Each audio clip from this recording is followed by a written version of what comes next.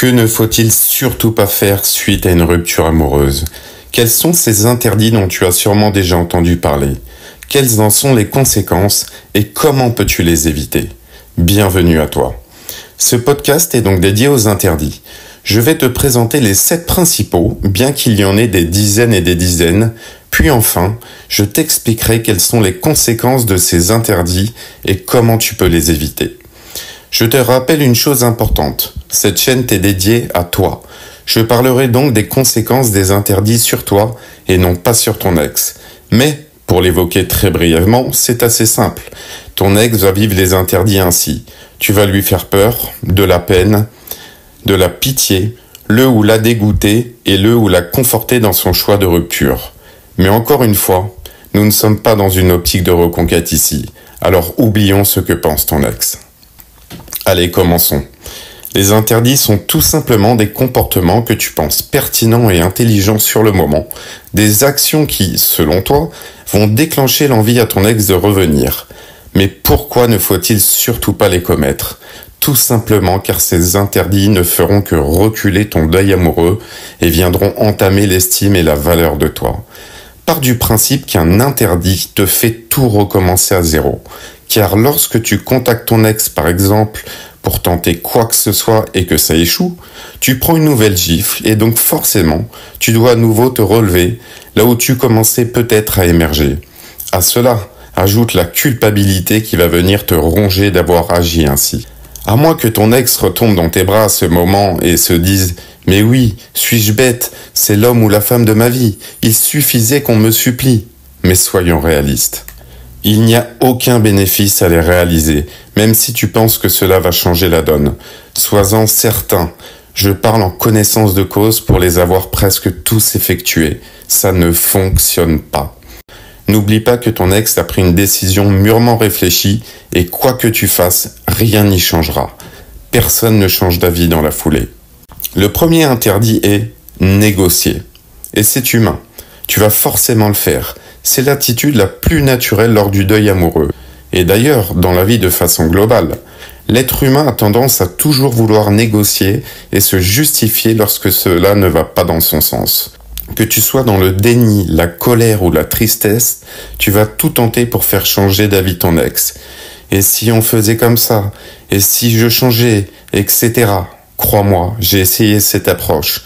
Je lui ai même proposé une relation différente, lui ai promis de changer, et j'en passe. Mais il faut comprendre qu'à ce moment-là, tout ce que tu pourras lui dire entrera par une oreille et sortira par l'autre. Ton ex a fait un choix et s'y tiendra pour l'instant. Tu le ou la déranges plutôt qu'autre chose en agissant ainsi. Quelle serait sa crédibilité de te dire « Ah oui, c'est vrai, je n'avais pas vu les choses comme ça. Excuse-moi, marions-nous. » Le deuxième interdit est supplier. En général, à ce moment du deuil, tu es au stade de la tristesse. Ta dignité ne compte même plus, tu es désespéré. Sois-en certain, cette attitude n'est absolument pas séduisante. Tu vas probablement pleurer même, pensant toucher son cœur et le ou la faire changer d'avis. Allez, au mieux, tu obtiendras de la pitié. Est-ce ça que tu veux, de la pitié? Et ta valeur, ton estime dans tout ça? Veux-tu qu'une personne revienne dans ta vie car elle ne veut pas te blesser? Le troisième interdit est d'analyser chaque fait et geste. Tu risques d'être attentif au moindre fait et geste de ton ex. Si tu es amené à le ou à la croiser, à lui parler car vous avez des enfants ou des biens en commun, ou pire, si tu travailles avec lui ou elle, tout ce qu'il ou elle fera, tu tenteras de l'intellectualiser. Tiens, aujourd'hui elle a mis cette jupe. Veut-elle séduire? A-t-elle un rencard? Tiens, aujourd'hui il m'a regardé différemment. Essaye-t-il de revenir? Tiens, aujourd'hui elle a posté une photo d'un bouquet de fleurs sur les réseaux sociaux. A-t-elle rencontré quelqu'un? Tu vas t'en rendre malade, je te le dis. Alors c'est simple, fuis, évite ton ex le plus possible. Il n'y a aucune autre solution.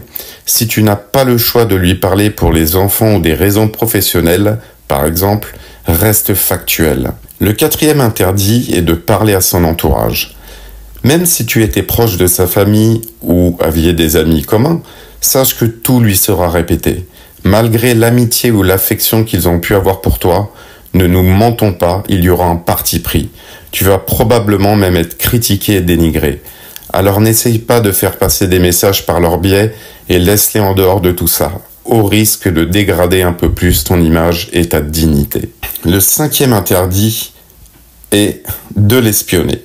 Je parle de tout type d'espionnage, aussi bien en physique, si tu surveilles ses allées et venues, ou si tu la suis, guette devant chez lui ou elle pour voir s'il y a une autre personne dans sa vie.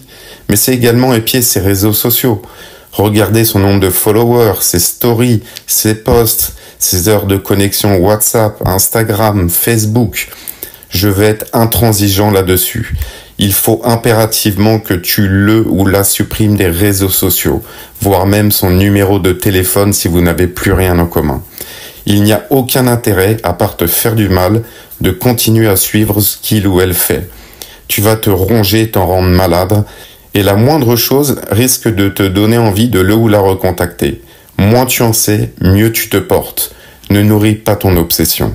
Le 6e interdit est de garder vos souvenirs. Je l'ai déjà dit dans d'autres podcasts.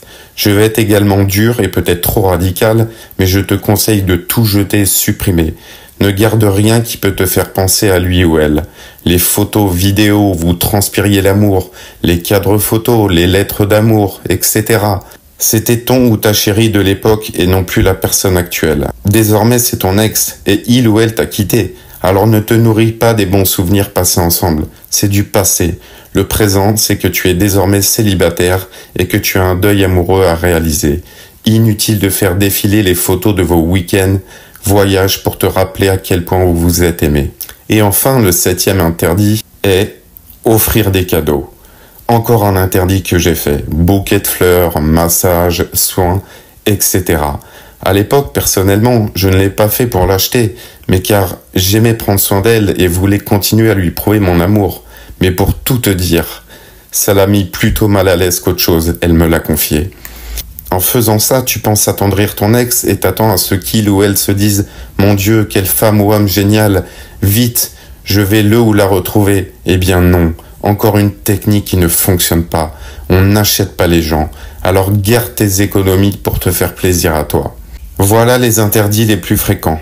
Bien sûr, comme je l'expliquais, il y en a encore des dizaines, mais je t'ai cité les principaux que la plupart d'entre nous ont ou vont faire. Ce qu'il faut que tu retiennes de ce podcast, c'est que la seule chose que tu obtiendras en réalisant un ou plusieurs interdits est la baisse de ton estime, de ta valeur, de ta crédibilité. Tu vas augmenter ta culpabilité et souffrir encore plus d'avoir été rejeté de nouveau. Tu vas lui faire pitié, de la peine et parfois peut-être même peur au point de bénéficier d'une main courante pour harcèlement. Alors au début du podcast, je te parlais de solutions pour éviter les interdits.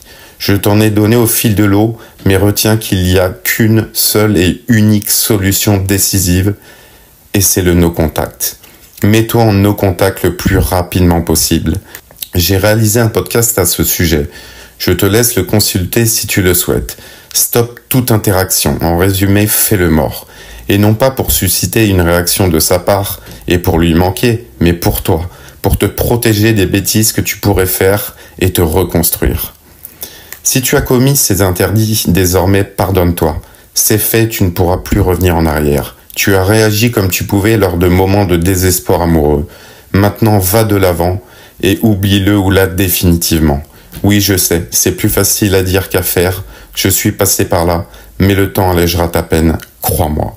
Voilà, ce podcast dédié aux interdits est désormais terminé. La rupture amoureuse est un événement de vie très compliqué. J'espère que ce podcast t'aura été utile et qu'il t'aura fait du bien. N'hésite pas à liker, t'abonner et à le partager aux personnes qui vivent la même douleur que toi. N'oublie pas qu'il ne s'agit que de mon avis en toute bienveillance. Prends soin de toi et à très bientôt.